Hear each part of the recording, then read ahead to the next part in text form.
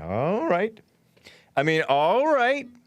Periscope, Trovo, Facebook, D Live, YouTube, Twitch is starting soon.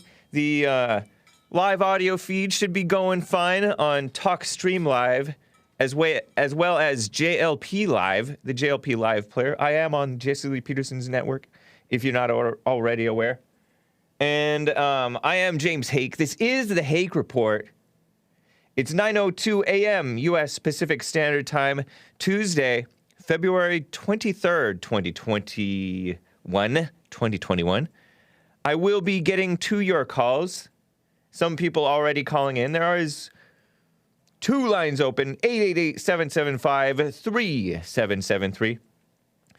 And I will be touching on the great Justice Clarence Thomas King. I mentioned him yesterday, too. I may read some more of the tweets that were trashing him that I mentioned yesterday. Trump responded to his taxes being forced to be exposed to the disgusting people in New York City. The DA is a corrupt liberal. All kinds of mess. The Attorney General of New York State is a corrupt liberal, black female. The New York City DA is a white male. Oh, I don't know if it's a city DA or whatever. He made some great points, and he referenced Barack Obama's Tea Party targeting scandal. Disgusting. The Supreme Court does not care about election integrity. They care about preserving the establishment and the status quo and not rocking the boat. They don't care about actual justice, right? Except for Justice Clarence Thomas. And maybe a little bit with Samuel Alito. He seems like a decent guy. And Gorsuch did the right thing by dissenting. Stevie Wonder going back to Africa. I have actually a clip of him talking. Man, talking to Oprah. Oprah pulls all the worst weakness out of males. Terrible. And the NRA under major attack, the National Rifle Association, of which I am a double lifetime member of the NRA. Did you know that? There are other organizations that may be better, more pure, but this one is huge and influential, at least in the worldly sense, but it's coming under major attack, and they want to topple it badly. And, you know, they've done some rhino-esque things in terms of what they support over the years. I don't have any specific details on that, but I have a nice throwback to the great, what I consider great, CEO Wayne LaPierre, a throwback from December 2012 about a good guy with a gun. And the Texas disaster, the immigration and the DOJ, the disgusting Attorney General nominee for Biden, who was Barack Obama's nominee for the Supreme Court, Merrick Garland. Thank God the rhinos didn't confirm him to be a Supreme Court justice. Not that what we have is all that much better, honestly. But it's, man, that guy is going after so-called white supremacists, or he will be. He's a white Eric Holder. And I use the term white a little bit loosely because I have no idea the background on this guy. He doesn't seem like a Christian, though. This Merrick Garland guy.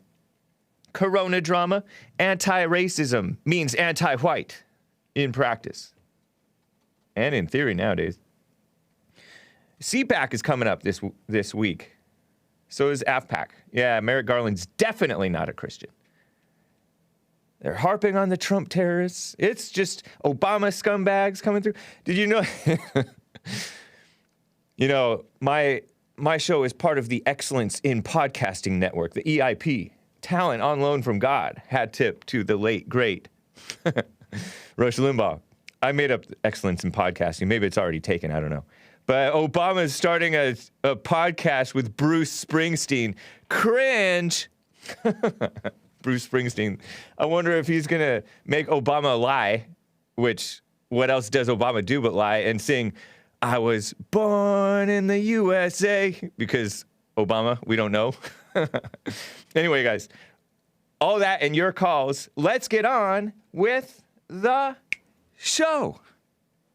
1, 2, 3, 4.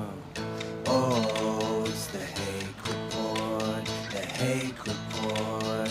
La la la. Oh, it's the Hake Report. The Hake Report.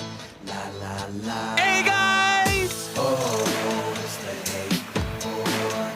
The Hake Report. La la la. Oh, it's the Hake Report. The Hake Report. La la la. So, how are you all doing? I am fine. I want to quickly, before I get to calls, talk about this boring topic about President Trump's taxes. Oh gosh, give me a break. Trump's tax returns, they've been harping on that as if they care, as if they have anything on him. With regard to Trump's tax returns, ever since before he was even elected president. Release your tax returns. This guy is like the richest, one of the richest men to be elected president that I know of, right? Self-made millionaire, billionaire. Throwing pistols in the air. No, I'm kidding. He didn't do that. It's a Tupac line. What's up, Big Bump? I heard that you're a fan, fellow fan. He's dead, though, that Tupac guy. I heard. So Trump's taxes, everybody knows, everybody sensible knows that they, meaning the bad guys, the Trump haters, liberals, are just going to rifle through his stuff, right? And try to dig up, oh, this looks questionable. This is no good. And just assume the worst about his business dealings and pretend stuff that's not controversial is controversial. They do this all the time. They've done that with the great, I call them great, Project Veritas, which is a investigative journalism / activism, honestly. Activism for truth, basically, though. And for America, pro-America, I consider them to be. Under the great James O'Keefe, I think he's a former Breitbart guy, young guy, relatively young, roughly my age, give or take a few years. Project Veritas investigates, does some undercover video work exposing how liberals are corrupt, right? And cheat and all kinds of stuff. See, they've done hit pieces on CNN, Antifa, many other places. I think they exposed Google and YouTube, which is the same thing almost, Facebook, all kinds of stuff for years now. A thorn in the side of the liberals, right? Well, they always say deceptively edited, or they don't even say deceptively edited. They say edited or heavily edited or, something along those lines to try to imply that the video is not portraying what it's portraying, right? Which is all the liberals do. They edit and cut and pretend that Trump's saying stuff that he's actually saying the opposite and all kinds of different things. And that's what they're going to do with Trump's taxes. Pretend that there's deceptively cast things in the worst way that they can. And only suckers will fall for it, of which there are many suckers in America, unfortunately. Just think about it. Obama got elected in 2008. Suckers. Everyone who voted for Obama, sucker or evil, which is basically the same thing, for crying out loud. President Trump put out a statement. The Epoch Times covered it in full because he sent out an email in a statement. And I think based on how it's written, it seems like Trump wrote it. It seems like it to me. Including one of the signs of Trump writing this is that he doesn't say the word democratic when he's referring to Democrats. I got this from him too, if you may notice. I heard him say it in a speech, and I'm like, that's smart, and that's better. He talks about the Democrat Party, and it sounds worse than to say the Democratic Party, because they're not democratic, but they're Democrat Party. Demon rat. He says Democrat Party. I've made edits to things, and then the official people come back and change it to Democratic, but it's Democrat Party. So anyways, he's saying the investigation is a continuation of the greatest political witch hunt, and he capitalizes witch hunt, in the history of our country, and he capitalizes the first letter of the word country.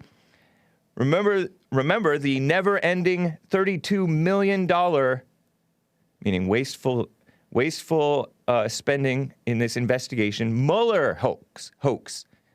It looks like Mueller, Robert Mueller, who's supposedly a Republican, a church-going Republican, complete rhino.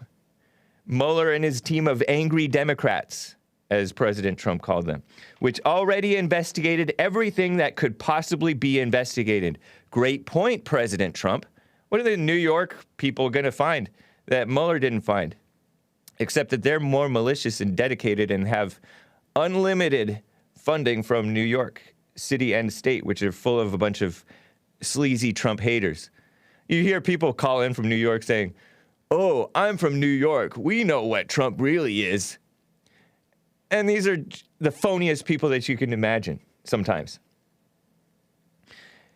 Two ridiculous Crazy Nancy-inspired impeachment attempts where I was found not guilty, and he capitalized all caps, not guilty. It just never ends, President Trump said. The Tea Party was treated far better by the IRS than Donald Trump. And thank you, President Trump, for remembering the, dare call it late, great Tea Party? Because where's the Tea Party now? Maybe they're still underground. But I've hardly heard of the name the Tea Party in some years now. They've given way to maybe bigger, better things. Shout out to the young Groypers. They seem like mostly decent guys, right on. And shout out to the, some of the alt-right wasn't as bad as in fact, all of the alt-right wasn't as bad as they pretend, the liberal media pretends. Liberal media is way worse, and the Democrat Party is way worse than the alt-right. The alt-right being a reference to the so-called white nationalists, some of them. This is something which has never happened to a president before. It is all Democrat-inspired in a totally Democrat location. New York City and state, completely controlled and dominated by a heavily reported enemy of mine, Governor Andrew Cuomo. Thank you, President Trump, for putting this in perspective. He says, this is fascism, not justice, where it's like a political witch hunt. And the Democrats always do this.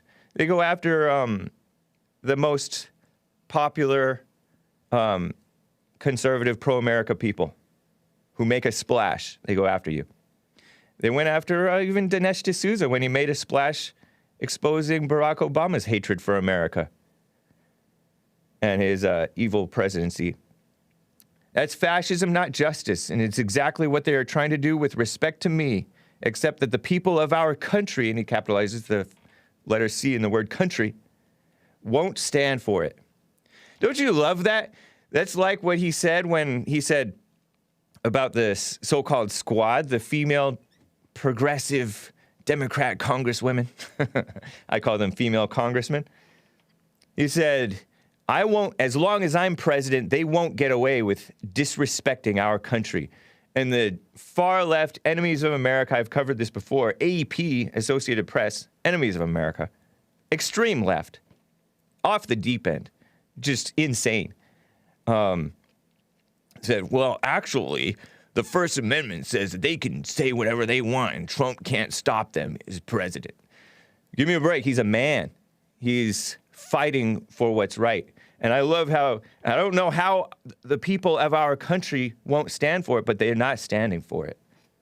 Or they won't stand for it. And I love that. That's a vote of confidence in the American people to be American and not cowards like so many of us have been for ages. And by the way, he called it persecution. The persecution. It's the word that I said yesterday without even reading his thing. I guess great minds think alike. Or President Trump listening to the Hake Report. Shout out, man. I winked at him. A manly wink, right? Nice.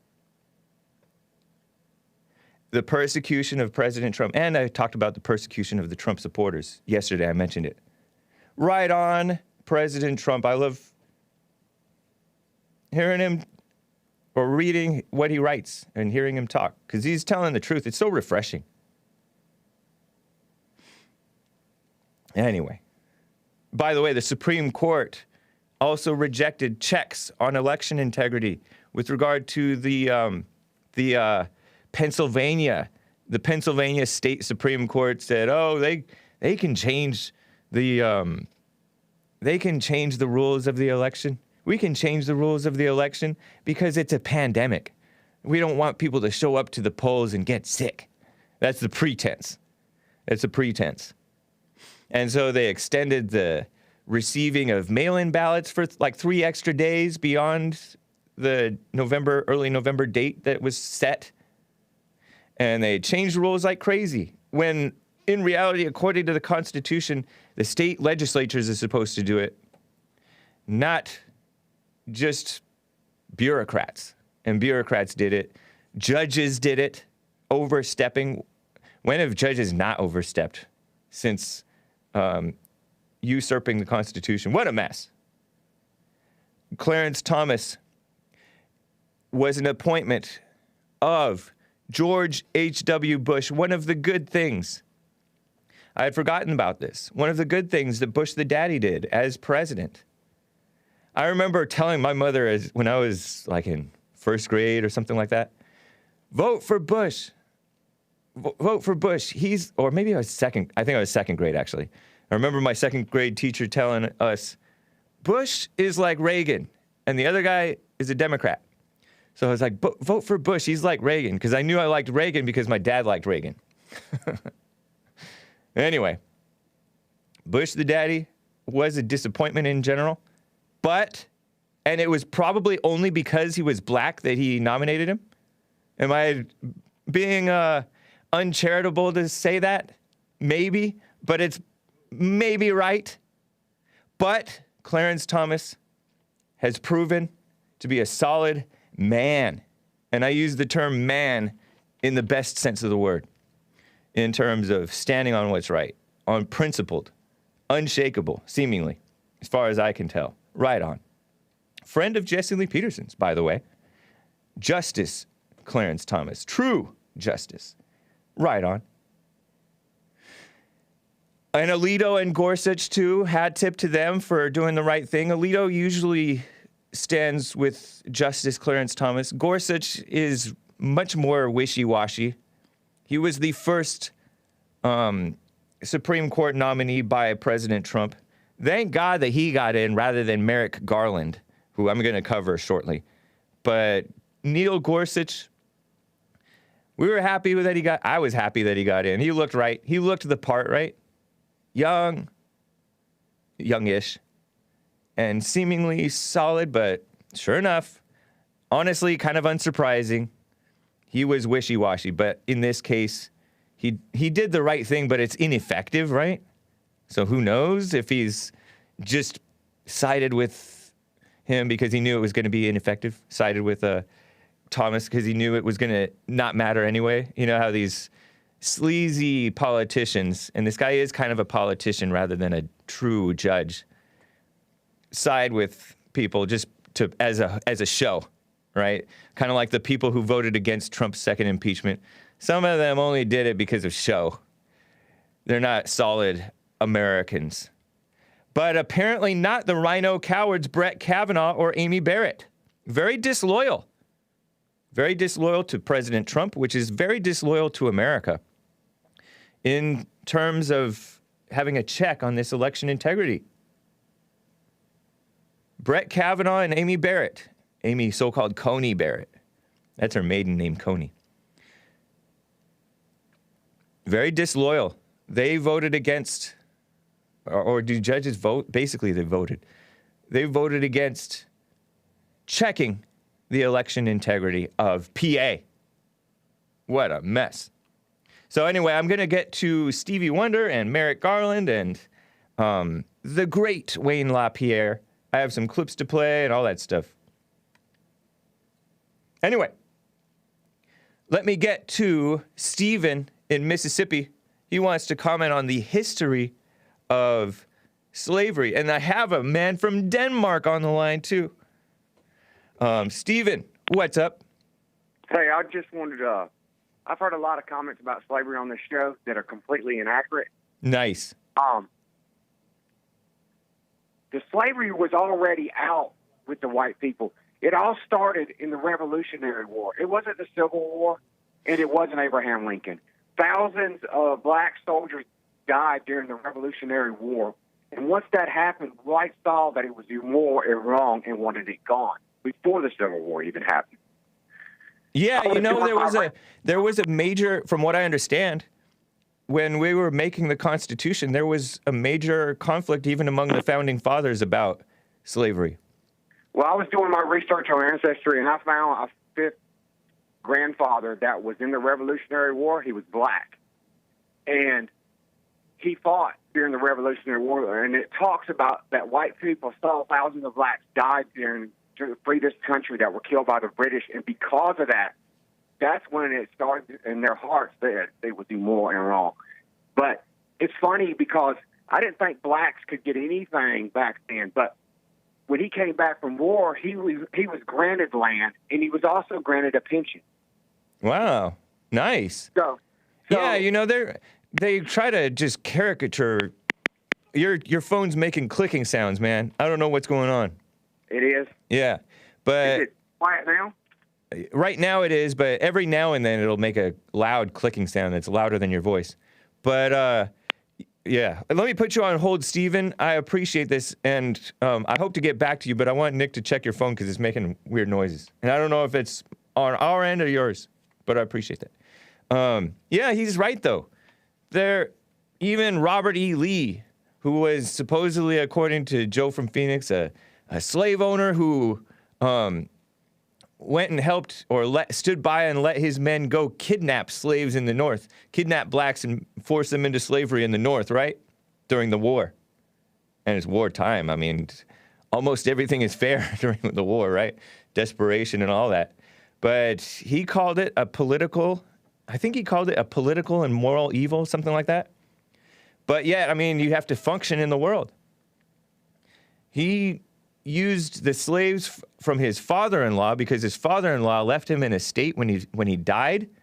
I had read this to you guys during either White History Month or Men's History Month, or maybe I was just reading up about, what's his name?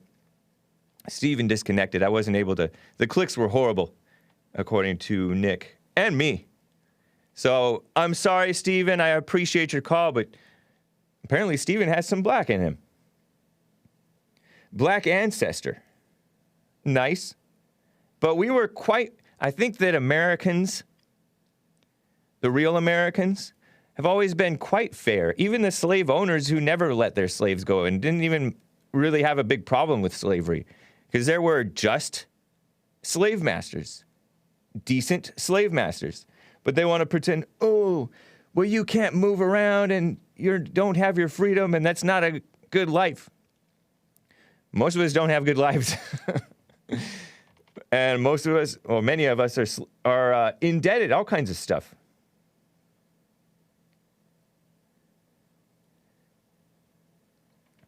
And I don't know. Who knows, right? There were blacks on the other side, too. Blacks who fought against America. I don't know if thousands of black soldiers died on either side. They were a tiny minority back then, by the way, I think, from what I understand. Because think about it, as recently as the 60s, whites were, 90% of the country in terms of the demographics? 90%. So they were a pretty small minority. Anyway, the clicking is fake news. Just kidding. Anyway, yeah, I'm really not into this dramatizing about, oh, slavery was so terrible. Oh, what if our ancestors were... What if? That's awesome. Good for them. Who cares? I want Hake as a slave. What? Anyway, let me get to... I'm going to let him pronounce his name because I don't want to butcher it. Out of Denmark, a first-time caller. How do you pronounce your name, sir? Mikkel. Mikkel? Mikkel. I think Mikkel. I think you call it Michael in right. the USA. Yeah. Mikkel. Yeah. Hello, Hank. Hey. Hank with the good hair. Amazing to talk to you. Nice. It's good to hear from you. So, yeah, I've been waiting so long. First of all, I need to say sorry for my Danish accent. I can't get rid of it. I'm trying. But no need to apologize. I like accents. I like hearing how people talk. Yeah, perfect. I hear you have a bit of Danish in you. That's amazing, too. Yeah, my grandmother was Danish. Yeah, that's so cool. I want to say thanks to you and Jesse and the devs, and a shout-out to Brandon and Joel and the rest of the crew, because you're doing an amazing job waking people up from the evilness and get rid of the hate in their hearts. Right on, man. And then, yeah, cool. And then I want to go to something that's on my mind. I think you all need to know that that Denmark lost just as many soldiers in the desert wars compared to our population size, like USA did. You can look it up. Which wars? Which wars? All the wars, because we're your best allies. We went to every single war you went into in the Middle East. Wow. So, yeah, you need to look that up. And this is why I just love Trump, because he didn't start a new war to get reelected, right? Yeah, and now I know that Biden's sending soldiers down, so now I know that the Danish soldiers is going to get slaughtered once again. What a shame. So, yeah, what a shame, right? And that was just what I had on my mind, actually. So if you have a question for me, I can maybe answer it. I do. How long have you been listening, Mikkel? For that's a long time. Just Lee Peterson, I have listened to him for a couple of years, and it's maybe a year now. So, okay. So, but they keep banning my YouTube accounts when I tell the truth. So this is my third account. So before my name was Mikkel K, because my full name is Mikkel K. Agard. Okay. So. Yeah. So I just want to say you are fabulous, and you keep telling those people, and tell them to. I love when you tell them to go home to Africa if they don't like it. I would like to go to America. Trust me, you have a nice country. Yeah. And one last thing, mate. The reason why we know your land is the country of the God is because of all the evilness you got in there. Interesting point, man. Yeah. Mikkel, I appreciate it.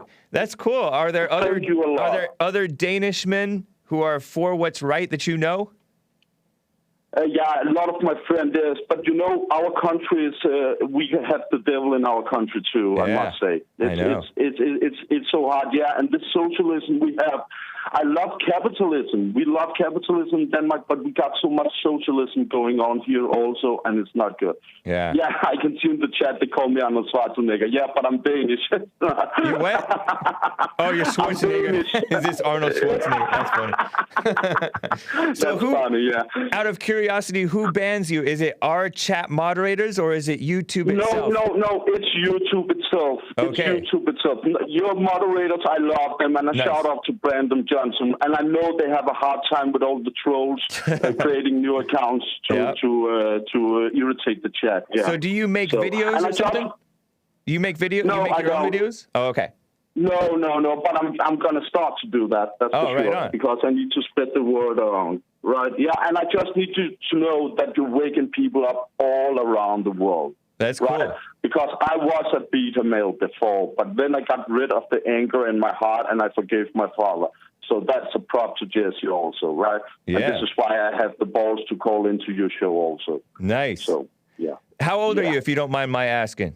Yeah, I'm in March. I'm turning 31. Okay. Right on, dude. Yeah, and this is my third language, so this is why my English is not the best. Okay. What other languages do you speak? A bit German, Danish, and Swedish. Okay. So German, Danish, Swedish, and English. Wow. Yeah. Yes. That's cool. So, yes, I'm trying. But thank you a lot. I'm going to keep you going with your show, and I'm going to call in again. Okay. Yeah. That sounds good, Mikkel. Yeah. All right. Thank you a lot, Hank. Yeah, Bye. thank you. All right. Bye. I like how he calls me Hank. It's H-A-K-E, Hake, but I don't mind Hank. I had a buddy of mine, a friend of a friend, who was in high school freshman, which is my first year of high school. We're like 14 years old, 15, some of them. And we were in PE, physical education, which is when you exercise, right? I don't know if they still have that. It's like taking a dive the physical health of Americans. What a shame. But I will be getting to more of your calls. I see you guys calling in. I don't know if there's problems with some of the calls, but that is interesting. That guy had better English than many people who've been living in America for decades. Oh, Stephen from Mississippi was trying to get back in, but he had problems. If he can get back in, Stephen, I will let you back on if you have if your phone gets better, but we got issues. You can call in 888-775-3773. I just wanted to get to those guys. Appreciate the tips, Stephen and Mikkel. Mikkel, I forget how he pronounced his last name, but it made sense based on how it's spelled. Thank you, man. So Stevie Wonder, oh, you know what? Let me first get to Merrick Garland. Speaking of the government corruption, Merrick Garland, who is a so-called judge. This is like the caliber of judges who come into the establishment. It's disgusting. Joe Biden, by the way, the Biden administration is canceling the Trump-era version of the citizenship test, according to the Epoch Times. And then I will get to Merrick Garland. Canceling the use of a version of the U.S. citizenship test introduced by the Trump administration. U.S. Citizenship and Immigration Services, USCIS. Dropping the 2020 version of the test. Critics claimed it was too hard and will revert to a version developed in 2008 during the I almost want to say the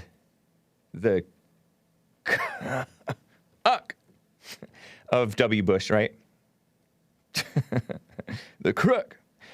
We determined the 2020 civics test developed process, content, testing procedures, and implementation schedule may inadvertently create potential barriers to the naturalization process. Wouldn't that be nice?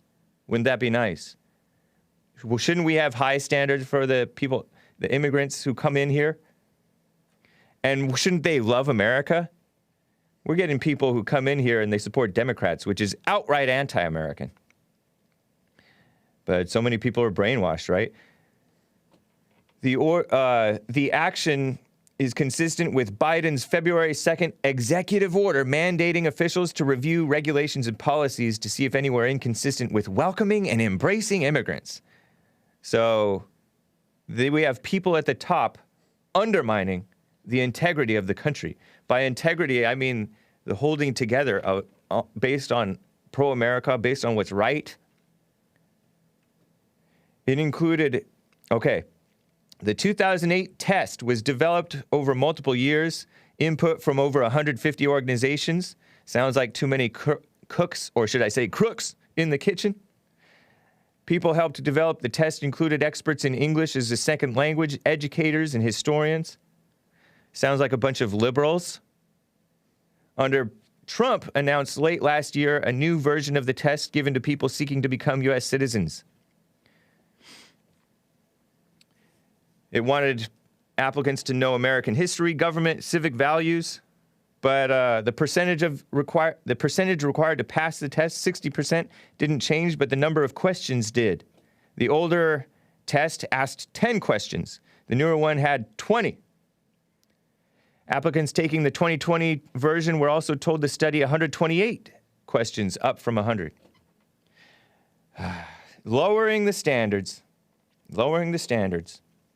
Higher standards of citizenship under Trump, lower standards under Biden. Trump had high standards for himself. He aimed high. He did stuff and aimed for stuff that people said was impossible. We're not going to build the wall. Mexico's not going to pay for it. We did build the wall. It wasn't quite completed, and Mexico was paying for it and would be paying for it. But Joe Biden, let's shoot for 100 million vaccinations by 6 months from now. I may be exaggerating that number, but basically he aimed real low. And reporters have called him on it. He's like, come on, man. Come on. Aimed very low. I heard he goes to bed early, too. And if he stays up past his bedtime, he starts to fade. And you can tell that he walks very gingerly, like he has a beta back too. He just hasn't told people about it. You know, you notice he walks very gingerly. And even when he runs very gingerly. I'm talking about Joe Biden. 78-year-old Joe Biden. I'm not age shaming, but this guy is not really solid. Not a solid man. What a shame.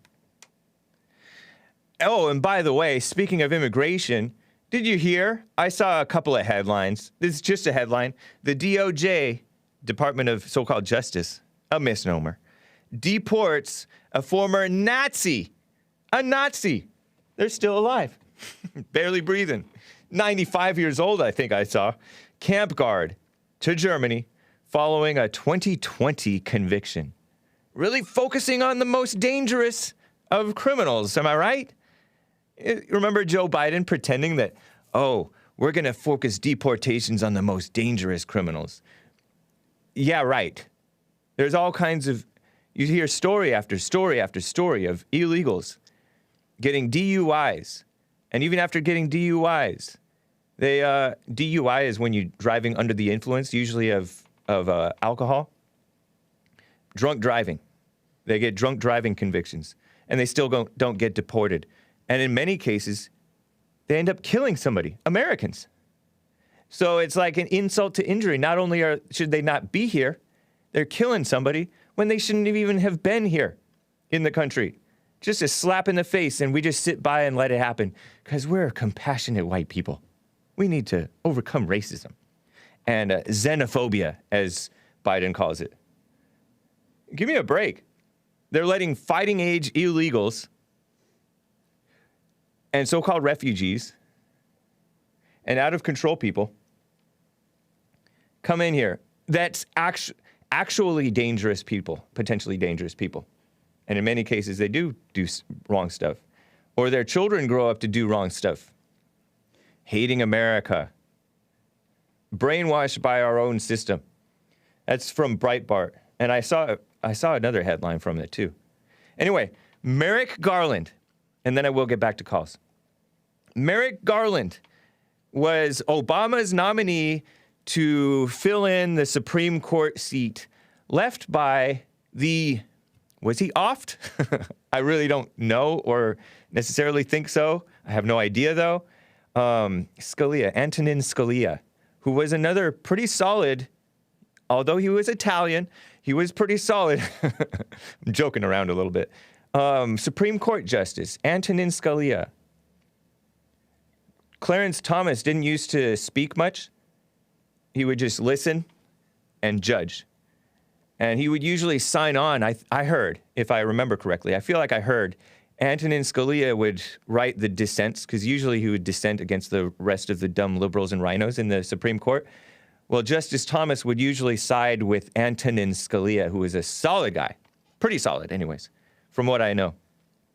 But he died. He was found, and the news report said, with a pillow over his head, which made it sound like it was over his face. Like, was he smothered? You know, smothered was when you hold the pillow against somebody to stop them from breathing, to suffocate them and kill them. But, they said, oh, no, it wasn't like that. Because he was found, I think he was on vacation, and he died at a pretty young age. I think he was maybe in his 60s. I don't know if he was in his 70s or 80s even, Antonin Scalia, but he died. He was a little overweight, I think, but I didn't know him to be like sickly or sick. But anyway, he died during the Obama administration. I think in Obama's final year in office, or right around that time. And Obama nominated this so-called white guy, not a normal Christian white pro-America American, as a replacement for Antonin Scalia. It's bad enough that Trump replaced him with Gorsuch, but the rhinos, the establishment, Mitch McConnell and the rest of them, because the Senate has to confirm what the president nominates for the Supreme Court, right? And so the Senate did no action on Antonin Scalia. They just went the rest of the year with only 8 so-called Supreme Court imitation justices. There's Antonin Scalia, a picture of him if you're watching the video. A great man, I believe. Maybe he was hit and miss. I really don't know. I don't know all that much about him, but I believe him to have been an honorable man. And they tried to replace him with this guy, Merrick Garland. He says, I don't know, when asked if the DOJ will continue prosecuting, because Merrick Garland, who did not become Supreme Court Justice, is now nominated by so-called Joe Biden. I say so-called because is he really in charge, or is he a puppet? Because he's so old and out of it, you know, and weak.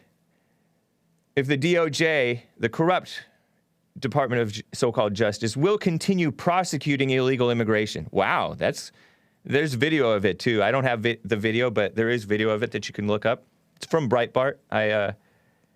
This headline is. I think he was talking with Josh Hawley, who's a young guy, Republican, sort of a star. I think he's kind of an actor, but sometimes he stands on what's right. You know, sometimes he says stuff that's true. Don't know a lot about Josh Hawley. Don't quite trust him. But maybe he has promise. But he was confronting Merrick Garland and kind of got him to say, I don't know, when asked if the DOJ will continue prosecuting illegal immigration. Also, Merrick Garland said the Portland riots, these are Breitbart headlines, may not be, quote-unquote, domestic terrorism because the courthouse was closed up in Portland. Because you know how they're calling the Trump supporters, the alleged Trump supporters, domestic terrorists for invading the Capitol when the joint session of Congress was electing the new president, right? Or confirming or whatever the new so-called president, Joe Biden. Merrick Garland is saying, well, you know, Antifa, Black Lives Matter, those protests, the ongoing, highly destructive and dangerous protests, so-called protests, really riots, may not have been domestic terrorism, even though they were weren't they shining like lasers in the eyes of police and temporarily blinding them, doing eye damage? Some of it may have been permanent, I don't know. And they tried to trap the police inside court buildings and set it on fire and blockade the doors and all kinds of destruction and evil and violence. Hitting American citizens, sometimes unprovoked, sometimes getting into fights and then ganging up on Trump supporters. Just the most disgusting people you can think of. And this guy is saying, oh, it's not domestic terrorism. Weak. So I have this clip. I think it's clip 11. Biden's Attorney General nominee Merrick Garland goes all in on the American regimes. This is from Revolver News. Domestic war on terror. Really, it's domestic war on Americans. Some of the most decent Americans. Sometimes they may have been a little hit and miss. 'Cause, you know, not everybody's wholly sane, especially in these times when they purposely try to drive you nuts with the insanity that they push. So some of the right-wingers still have that anger, you know, and that drives them nuts. So this sleazy reporter, I got this from this sleazy reporter who's a national security, racial justice, and gun violence. Him, former FBI, deep state, and current CNN reporter, journalist, activist, Josh Campbell, he tweeted yesterday, Judge Merrick Garland, not mincing words in describing the racist insurrectionists. Racist? Have there been any indication that these people were actually so-called racist? I don't think so. Maybe they're just smearing the Proud Boys again. Listen to what this guy says if he says that if confirmed, right? Because he's being interviewed to be the Attorney General nominee. And then I will get to your calls, guys. So listen to this clip from Merrick Garland. It's just a 30-second clip on what he's talking about with regard to the Capitol Hill riots, so-called riots, some mostly peaceful protests. Listen to this. From 1995 to 1997, I supervised the prosecution of the perpetrators of the bombing of the Oklahoma City Federal Building, who sought to spark a revolution that would topple the federal government. If confirmed, I will supervise the prosecution of white supremacists and others who stormed the Capitol on January 6th, a heinous attack that sought to disrupt a cornerstone of our democracy. That's not even true. It's a caricature of what happened. Many of the people at least the people who were peacefully protesting, and some of the people that went in, just wanted election integrity back because they had suspicions that the official narrative was not true, right? But they turned it, these people, these sleazy establishment people turned it around and accused you or some of the people who were mostly peaceful protesters who went there of doing what they did. Which I'm not going to say stole the election because I can't say that. But what a mess. And where's the evidence that they were so-called white supremacists? So this guy investigated or something, prosecuted what was it, the Oklahoma City bombing from back in the 90s? Sleazy people. I don't even remember that story that much. I was a kid. Anyway. Yeah, lies are so insulting. It's true. Yeah, and was that Black Lives Matter? Were the POC people white supremacists as well, or racist? The mixed race guy who wanted to kill Trump, threatened Trump, and he was let out on bail. No money bail. He didn't even have to pay bail. A Black Lives Matter Antifa member who was in there stirring up trouble too. It's ridiculous. Well, he said white supremacists and others. Give me a break. It's selective enforcement against whites, and it's corrupt enforcement, honestly. Anyway, let me get to Joe in Phoenix, Arizona, wants to comment on the slavery thing. Joe, what's up? Good morning, James. Good morning. Yes, you are right. I actually met with Justice Scalia. He was the speaker at my graduation from B school. But fascinating guy, and he asked Justice Thomas basically just co-signed Scalia's judgments a lot. Yeah. But your comments on slavery being dramatized, James, the average slave was sold 6 to 7 times in his or her lifetime. You said 57? No, 6 to 7 times. 6 to 7. Okay, that sounds possible. In a lifetime. So, come on, being sold like chattel away from your family, that's disgusting enough. Not to mention the beatings, the amputations, the castrations for punishment. There was nothing dramatized about slavery, James.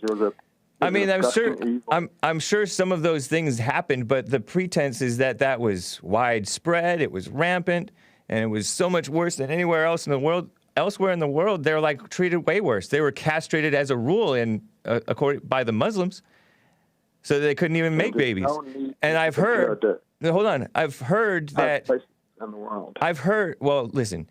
I've heard. I mean, the pretense is that whites are the worst. You know, white supremacy is the worst, and whites treated slaves worse than anybody. Give me a break. And I see where it's come from now. Yeah, and it's true, right? Am I right?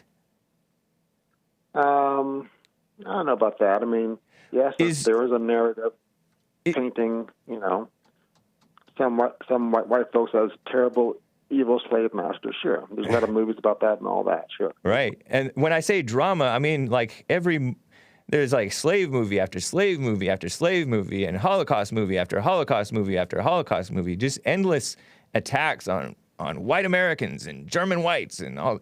Give me a break. It's just. Please. I'm sorry. I'm watching the chat explode whenever I get on the phone. The attacks on me, it's funny. Right.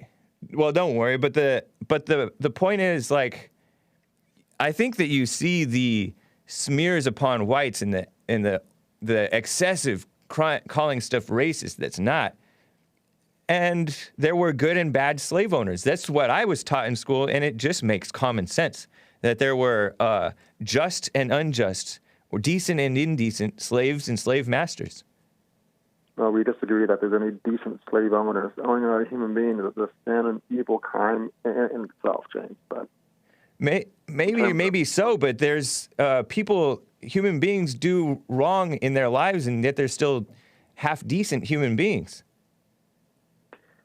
Well, It's just, Would you say that Obama is evil?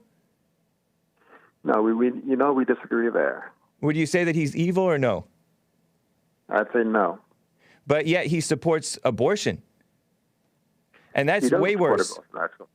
Actually, James, he said that he wanted fewer abortions, and it happened. Fewer, but he still wants them to happen. No, he didn't. He said he wanted more adoptions and more fostering, and that's what happened during his 8 years. But they still continued.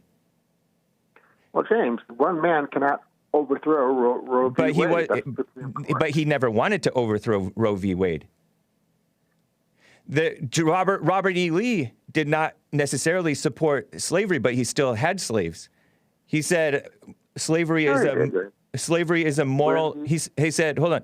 He said slavery is a moral and political wrong. So he opposed it, but yet he still participated in it. Same thing with abortion in Obama. He said, if my girls make a mistake, I don't want them punished with a baby, referring to his daughters.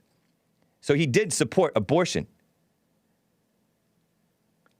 James, Obama was a constitutional lawyer, so he wasn't against Roe v. Wade, but he was clear that he wanted fewer abortions, and that's exactly what happened during his 8 years. And slavery went fewer exactly under Robert E. Lee. But you call Robert E. Lee, the white one, racist and evil, and I don't know if you call him racist, but you call him evil.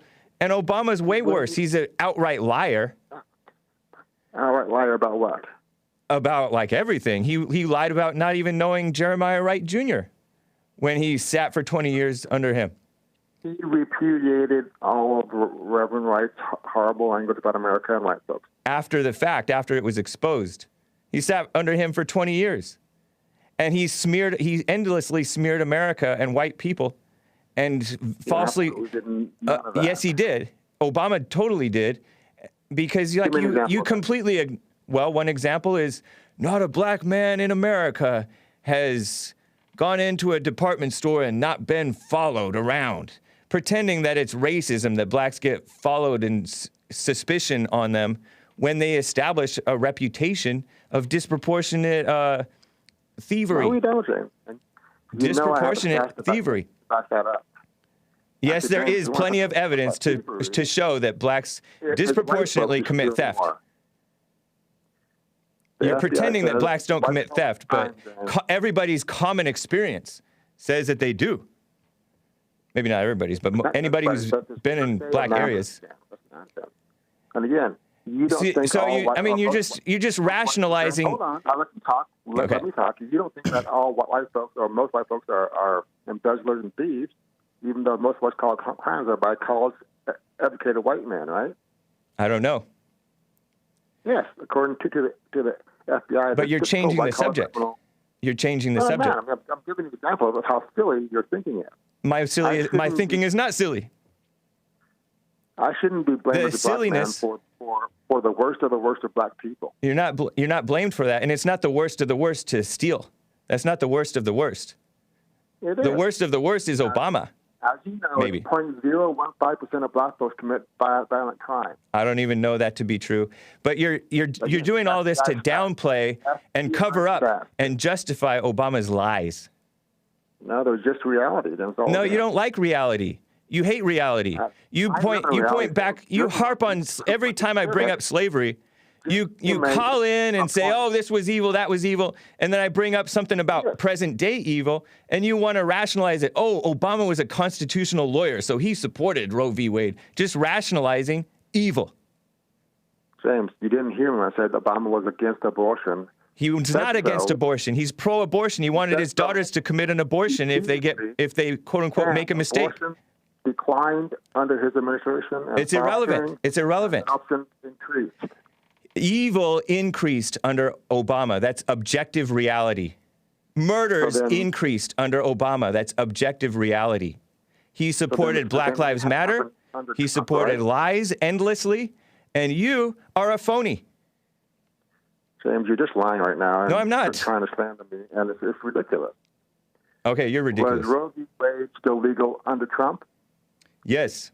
Yes or no? Yes, it was. Then. So according to your logic, Trump supported abortion. He did not. He never spoke in favor of abortion except for the exceptions. You're not a logical person, Joe. You're not a logical person. You're a rhino. It was legal then, James. So according to your own logic, No, Obama supported abortion. He said he wanted his daughters to have an abortion. Anyway, you're repeating yourself. For abortions, and that's what happened, James. Anyway, you're phony. Oh, James. Throw all the ad hominems you want to. The facts and stuff. Ad hominems are accurate. Ad hominems are accurate. You are a phony. You're a total phony. You're a snake, and you're the phony. You're calling me a snake because I called you a snake already. Name calling is really helpful. If it's true, it is helpful. What makes me a snake? You're a snake because you run from the facts. No, you're the one running from the facts. You're rationalizing Obama supporting abortion and evil and lying. Because you believe in racism nonsense. Then that's what happened. It's all you can expect from a president, period. And those are the facts. You don't believe in truth. You don't believe in truth. You just cherry pick certain facts in order to justify evil. You selectively, hold on, Joe. You like to deceive, or I don't know if you're deceiving anybody, really. Maybe the kids that you mislead. You selectively grab certain your pet facts in order to justify supporting an evil man. And stop attacking me and stick to the debate. This is the whole debate. You're a liar. It's not. You're just like an Obama. You love lies. You have not proven that I've lied about anything. Everything I said is easily proven, and you're the one being Everything I said is easily proven too. Everything I said is easily proven too, and it goes to the bigger picture. You like to deceive with selectively grabbed facts in order to pretend, oh, Obama was against abortion. Give me a break. As if abortion is the only evil. He spread evil. Declined during his 8 years or not? Yes or no? I don't know. Probably so, but it's irrelevant because he spread evil. Abortion is not the only evil. He was for the LGBTQIA stuff, so he was not against. The root of abortion is sexual immorality. Hold on, Joe, hang on. Joe, hang on. You're going out of control. Abortion is not the only evil. I'm putting it on hold. Abortion is not the only evil. Murder is evil. Abortion is murder. And black-on-black violence is murder. Black-on-black violence went up under Obama because he supported the Ferguson effect, which was supporting and validating the lies of Black Lives Matter. The pretense that, oh, blacks are targeted for no reason. They're followed around in stores for no reason. No, because they disproportionately commit theft. And Joe pretended to steamroll over it by saying, oh, only a tiny percentage of blacks commit theft. When they way out of proportion.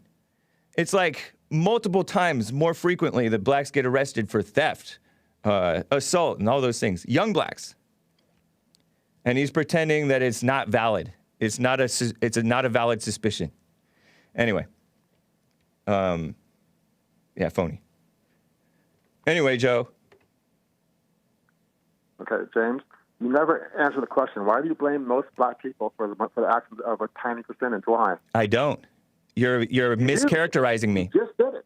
I did not. I did not. I blamed most blacks for crying about imaginary racism over a disproportionate number of blacks committing the violent crime and the theft and all those things. Disproportionately, they do it, and you blame the victims. Hold on, Joe. You're not listening. You're blaming the victims for being suspicious. Okay, then, so using your reasoning, most white folks are embezzlers and thieves. I never said most blacks are doing that, Joe. I just said there's reasonable suspicion. I just did not. You don't hear. You're not an honest person. You're a liar. You just said black folks should just take it and no, Joe. Yeah, they should just take it. They should just take it. Joe, criminals, you're crying racism over your own behavior. You're talking over me because you know you're wrong. You're the one who's wrong. You're a phony. Anyway, I gotta go. This is you being a snake, James. This is you being a snake and twisting. That's not true. You're the snake. It is true. You're the snake, and you're just. They cry out as they attack. Hating black folks, James, not making you hate blacks. You're the one who hates blacks. You're pretending you support Obama. Give me a break. What a phony. All right, Joe. Trump was impeached twice and he's going to jail, and you support Going him. to jail. So what Are you predicting the future now, Joe? Phony snake, seriously. All right. Thanks, Joe. What a phony.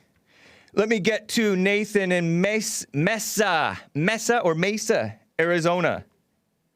Nathan. How you doing? Fine. How are you? I'm okay. I'm all right. All right. Yeah, I called in yesterday. My question was... Yeah, I remember.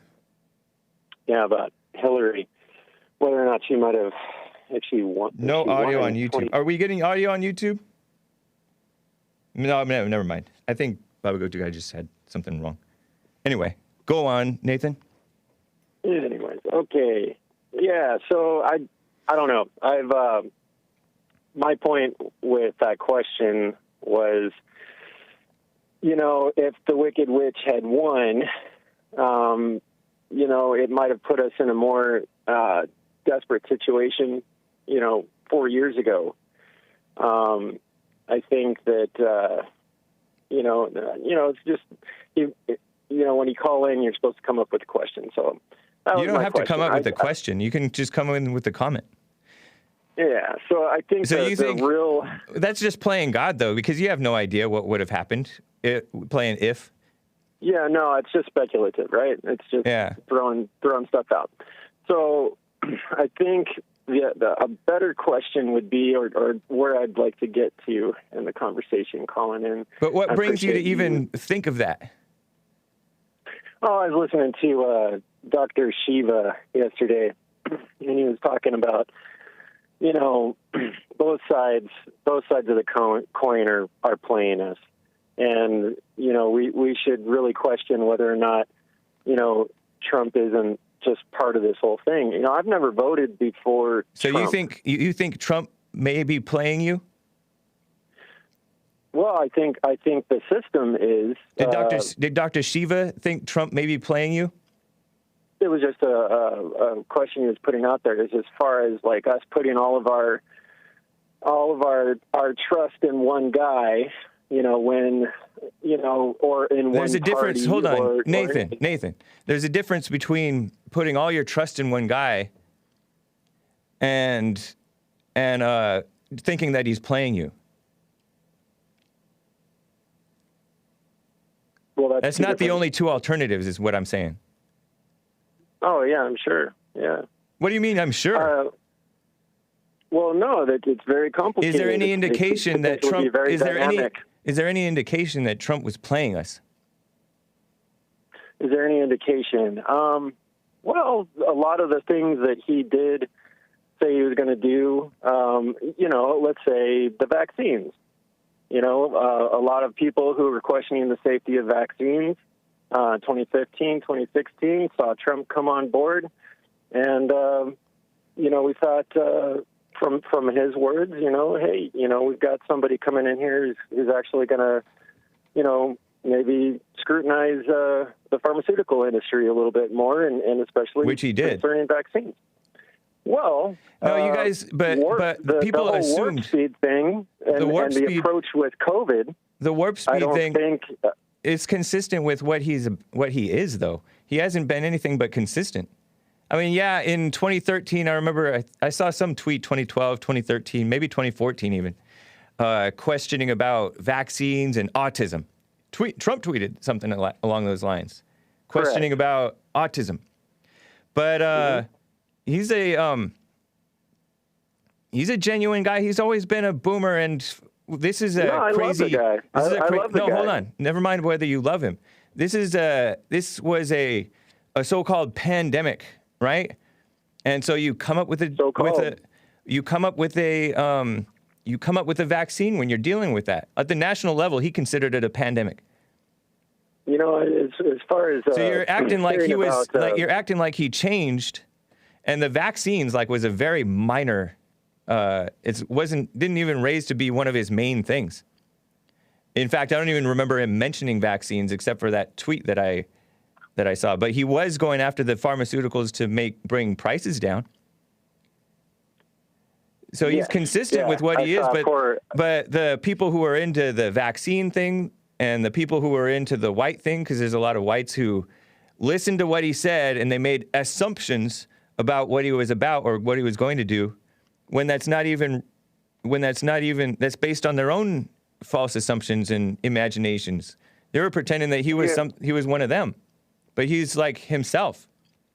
Well, I think the underlying reason why I would propose the question about Hillary was that the general public needs to be better at critical thinking, not being led along by the media, and figure out what's actually going on and be a little bit more organized. So the underlying thing of that is this belief in we the people. And here's the thing, man. Hold on. Let me stop you there, though, because you're implying that Hillary, being as evil as she is going to wake up the people. No, I don't think she's going to wake up the people. I mean, I think God potentially. I know, but in response to her being evil, unmasked, people would see how evil this is and want to turn things around. If Bill Clinton and George W. Bush and Barack Obama didn't wake up the people, Hillary's not going to wake up. I mean, there's some people woke up during those presidencies. Many people woke up under Obama because he was so evil. But that's just like playing God. Yearning for leadership, like somebody just, say it straight. So that's why it was just ripe for Trump to come in and do what he did. That's what we've been wanting for a long time, somebody that, to get things done. And that's, definitely one of the great aspects of that guy. But I don't agree with Shiva saying, "Oh, what if Trump was part of this?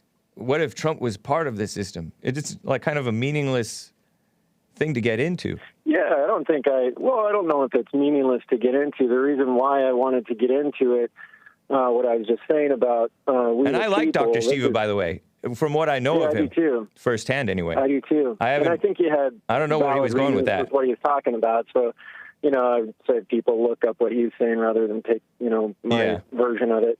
But so when it says "we the people," we've all been ingrained growing up in thinking that the general public, the citizens, the U.S. citizens, are of we the people. Okay. And I would tell you that I've been reading a book called The Law of Nations, researching international law, and reading other constitutions along with our own. And one thing is that it's more of a belief than a provable fact. So the question would be, can you actually prove that you are of we the people, or ever were of we the people? Who? Okay. You as a U.S. citizen. I as a U.S. citizen. Oh.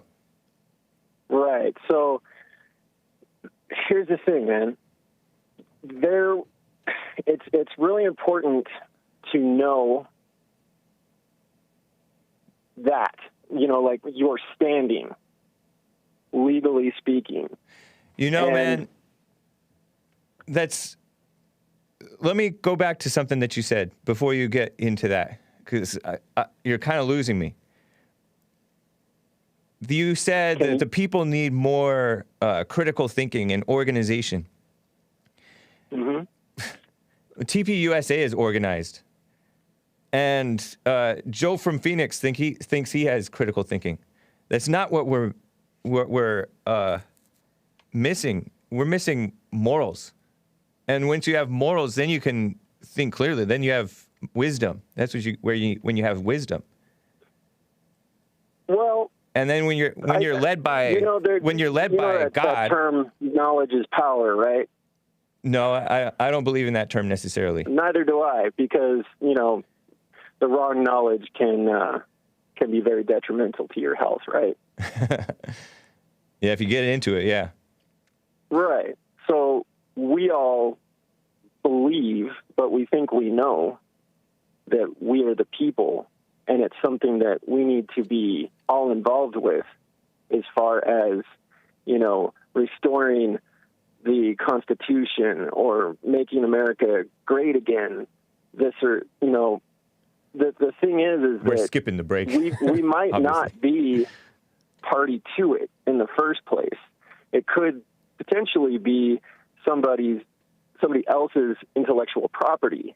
This could be kind of like a stealth monarchy. The government doesn't work for us, and we're going along, griping, why isn't the government, the government's gone so astray, with our votes. I never believed that my vote counted. Mm-hmm. Then Trump came in, I actually voted for him for different reasons, rather than my vote counted, but it was more kind of like between God and I. Yeah. You voted for him because you believed in him, regardless of whether your vote counts or not.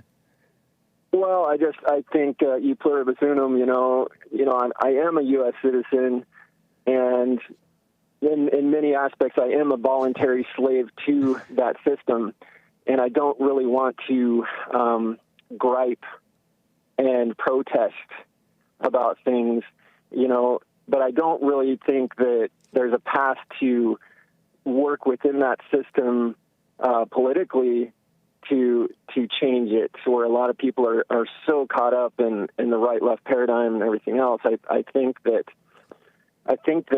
we should probably take it up a step and look at international law, because that's what the founding fathers were very versed in when they wrote the Constitution, when they came up with it. Our heads should be understanding the ways of the world, the ways of nations, the way nations can be birthed in the first place.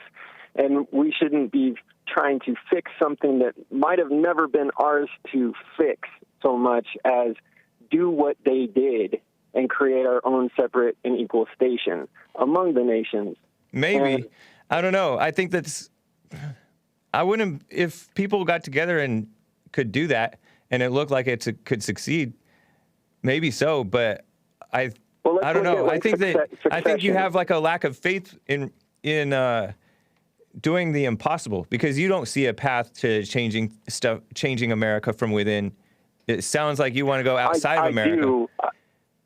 No. Well, see, I just don't want to step on somebody else's intellectual property, because I've never been able to prove that I am of that posterity. So when it talks about posterity in the preamble, they're pledging to each other, and they separate the two different entities between the states and who they are. Right, but so you can't prove that you're a descendant of the founding fathers, and so, or the people who were in America that they established the country for. Well, my name is not on the Constitution. Neither is yours. But, oh man, it's crazy.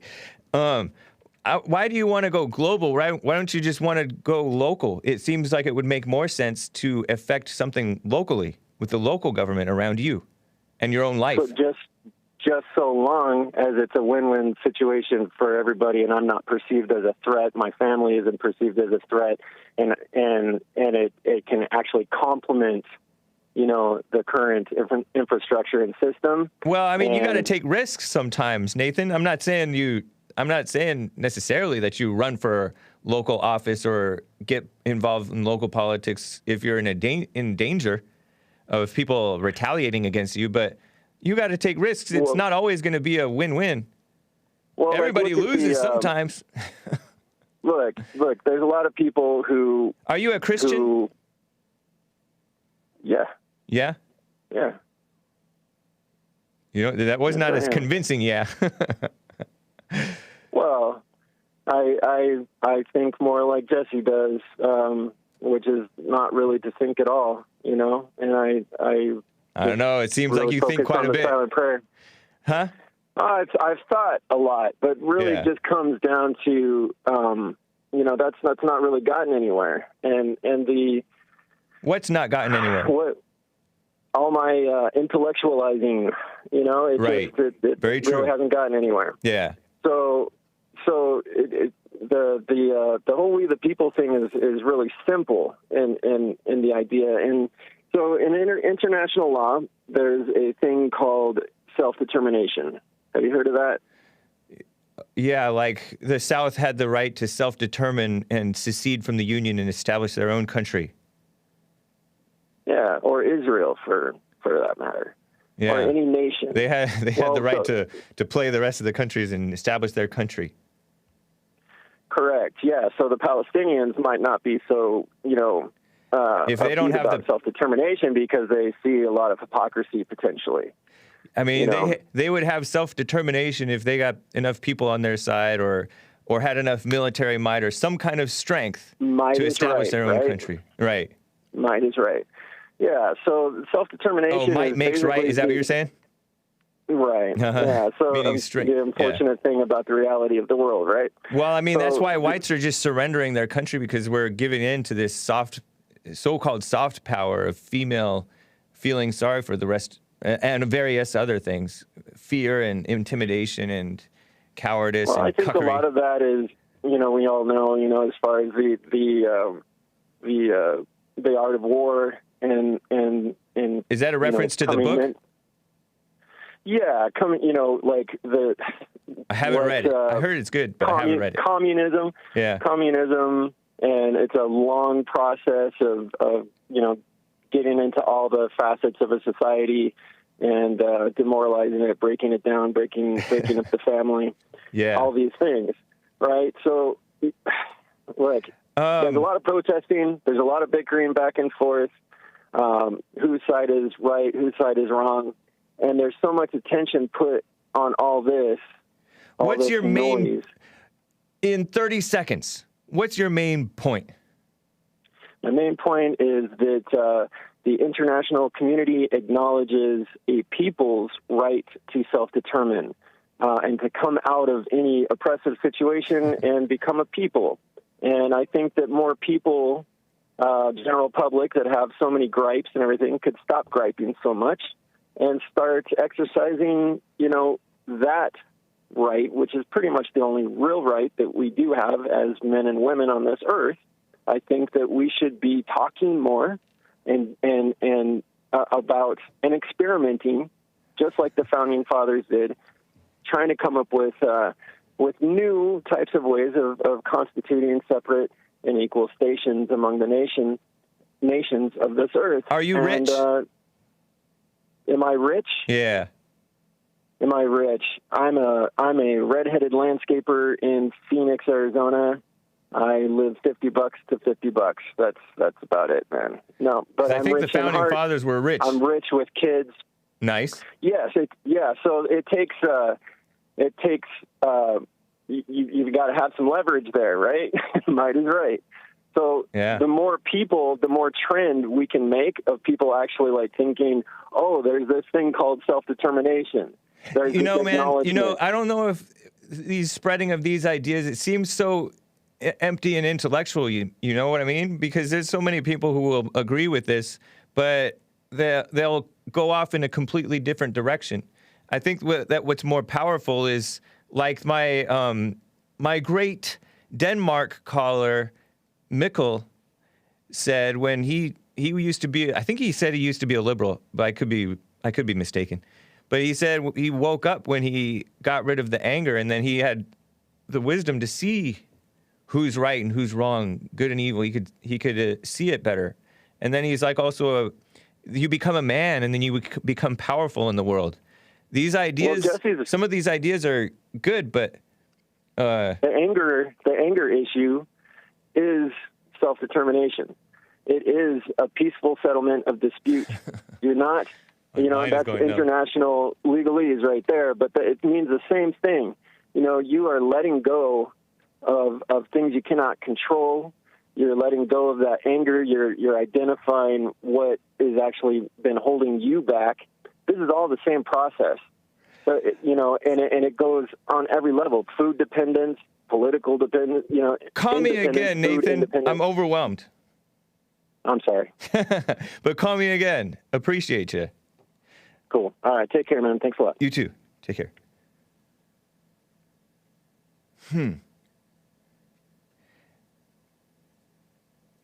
Paycheck to paycheck and then thinking these high-minded things. Something just seems off, but look, let's talk again. I'm full. My mind is full. Yeah, he referenced The Art of War. Sun Tzu wrote that book, and he was supposedly a great Chinese general. And a lot of people who are intellectuals today, smart intellectuals, I'm not necessarily using that term dismissively, reference that book because there's some smart principles. Let me talk to Rick in Hampton, Virginia. He wants to comment on this guy named Roland Martin, who's a hater of Jesse Lee Peterson. Rick, what's up? What's up, James? What's going on, brother? Not much. How about you? Man, I'm doing pretty good. Man, y'all have a good weekend? Yeah, I did. Thank you. That's good, man. Well, like February's almost out of here, man. It's just going by quick. Yep, true.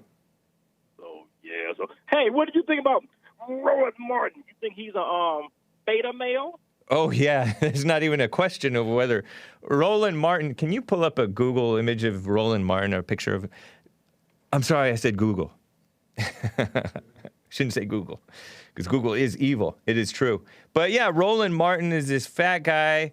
I think he considers himself a pastor, a preacher, not a priest. Yeah, and his wife is a pastor, a priest, not a priest, preacher or something like that. And he goes on. I don't know if he still works for TV One. Maybe he got fired from that or let go. But he has a TV show, and he's a liberal. He hates the truth, and if you troll him on Twitter, you may get him to respond. I say troll in a kind way. I don't mean to be like nasty. But right. Yeah, this guy is a total phony. He's debated Jesse Lee Peterson. I think he had Richard Spencer on his show one time debating about white versus black or racism and all kinds of stuff. This guy's a nutcase, a silly person. Wow. Yeah, that's him. Yeah, weak. That's him. He just, everything it kills is racism. Why don't y'all hire black journalists? You know, if black journalists complaining, why don't the black journalists get their own organization? They have one. They have the National Association of Black Journalists. And did you know that Jesse Lee Peterson debated that fast-talking, phony intellectual Michael Eric Dyson? Intellectual who's a phony, Michael Eric Dyson? Mm-hmm. About, I think, I heard about it. Way back in like 2002, Jesse Lee Peterson versus Michael Eric Dyson. And it went to Fox News. Michael Eric Dyson wrote this article about Jesse, calling him the minister of minstrelsy, I think is what he called him. And it was about affirmative action or something dumb. And the silly National Association of Black Journalists attendees at this debate that they set up were like, oh, Jesse's a Uncle Tom or something, just name calling. They hate the truth. They hate truth. Yeah, and Roland does the same thing. So yeah, there is. Candace Owens, they just dancing in front of their white colleagues. Yeah. Like, can you prove that on Roland? Yeah. I truly believe you guys get donations from everybody. I have even donated to Jesse Lee Peterson. Nice. And I'm like, they get donations from everybody. Right. You can't just say they're just doing that, and and they are saying it with no proof at all. You know what I mean? Right. No, they just make up stuff in their imagination. That's how they function, and they create a false reality. There's a whole false reality about the election totally on the up and up. Trump said all this stuff with no evidence, when in fact he did present evidence, but the evidence wasn't considered. They ain't let them bring it up to the table. Right. That was what that was. Yep. Every time you tried to bring it up, they shot them down. Yep. Every court. Yeah. That was part of the plan anyway. And usually it wasn't for lack of evidence. It was for lack of, quote unquote, standing. Or you did it too late. Or you're doing it too early. All kinds of silly things. Judges are not honest people. Yeah, exactly. I truly believe this whole thing, even the course was in the Democrats' pocket. I believe that, and I just when I hear these, what's that, Eric Dyson, every time it's black. I'm like, the stuff y'all saying that blacks are struggling with, like they can't get voter identification, they ask for a birth certificate with a gold stripe on it. Yep. I said, I don't want to know of that. I mean, I don't know, are y'all personally going through it, or y'all going by what people are saying? Right. I don't know where they're getting all this from. Yeah. No, they don't. You know? They're dishonest people. They make up stuff. They lie. They just outright lie. People, you think about it, you're like, I wouldn't just make something up and run with it. But people do. People absolutely do. You cannot believe anything that they say. And you know, Roland Martin, if he's a pastor, how you going to have an interview get ready to fight somebody? You went away from your phone. Come back to your phone. What did you say? Can you hear me, Jay? Yeah, much better. Roland Martin calls himself a pastor. How you gonna get him want to fight Jesse just in an interview because you disagree with him? Yeah. That's not godly. I know, but nothing about him is godly. Yeah, I agree. Right. You know, he said he wrote some spiritual books. I mean, if it's talking about oppression and blacks can't do that, I don't even care to read them books, man. Yeah. I really don't. I mean, a lot of these blacks are feeling, you know, like they victims. They can't do nothing. I mean, like even with LeBron James, they was complaining, we're on a plantation. Right. Well, get off the plantation. Why don't you guys start your own league? I guess they don't trust each other to pay each other. Right. No, I mean, they're phony. LeBron James is a total phony. Yeah, because I'm with Jesse on that. Blacks can't build nothing. If they try and run, either get bankrupt or somebody take all the money. Yeah. You know, I mean, it's like even with the black colleges. You know, when you see a black college professor, black college president get caught stealing, well, white folks do it. I ain't talking about them. I'm talking about you won't get your hands caught in the cookie jar. Yeah. Rick, I got to run. Your phone, Dave. I don't know if it's your phone or my end, because it seems to be happening a lot here, but it's getting crackly. But I appreciate it, man. You're right. Take care. No problem. Yeah, love y'all. Y'all be good. All right. You as well. Take care. Let me talk to Dana. In South Carolina. She wants to talk what's that? South Dakota. Oh, I always say that. Dana in South Dakota. She wants to respond. Maybe I get ahead of myself or something. She wants to respond to Joe from Phoenix. What's up, Dana? How's it going, Hake? It's going well. How about you? I am well. So, a quick fun fact, by the way, the art of war was actually studied and followed closely by the KGB. Interesting. They're a big proponent of the art of war. Yeah. Fun fact. Wow. But now it's just used by like executives and lawyers. And the KGB were the Russian communists, right? Were they the Secret Service? Or not the Secret Service. They were like a CIA, equivalent of the CIA for Russia? Exactly. Okay. Basically. The Russian deep state. Okay. But I wanted to mention to you that the entire world used slaves. Like that was the world back then. Yeah. And Joe from Phoenix wants to say, people, no slave owner was a decent man. Give me a break. Well, if the whole world, so nobody in the world was decent back then because it was literally the whole world, all over the world. But I mean, yeah, obviously it was part of life. It was part of life back in the day. Yeah. We can't understand it now because thank goodness we got rid of it, and that's the only reason he's able to criticize it the way he is. Interesting. But I mean, the Slavic people, he never, ever mentions that, which is the word which slave is derived. Those are white people. Right. I've brought that up a few times, but blacks still lead in murder, DUIs, robbery, and that's according to the most recent crime stats. I thought that was the one thing that they didn't lead in. Nope, they're leading in DUIs, murder, and robbery are their top. When I looked at the crime stats. 2020 crime stats. Okay. Interesting. I'll have to look that up because I thought that was the one thing that whites, and it's probably including white Hispanics, meaning illegals and legal Hispanics. Do. Anybody they don't know your race, they classify as white. Yeah, I know. And 69% of the victims in 2020 were white. Only 21% of them were black. Victims in what? Victims of violent crime. Oh, interesting. Wow. And I mean, when you do the math, you can realize real quick when 13% of the population is committing. You said that 70% of the victims of violent crime. That's higher than white. It's 69.6%. Does that include white Hispanics? Basically, it's anybody classified under Caucasian white, basically. Okay. Because usually they include quite a bit. Usually, when in the olden days, the FBI, well, by olden days I mean as recently as a few years ago, I think, the FBI would classify Hispanics as white when they were perpetrators, but Hispanic when they were victims. Yep. I mean, if they don't know your race at all, if they have to guess, they just put white. Yeah. That's it.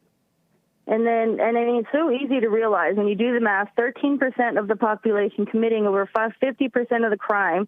It's a 5-to-2 ratio, like literally 5 million as far as the whites and then 2 million when it's only 13% of the population. Right. That's insane. That's the whole point. And the best example of this is Detroit, Michigan.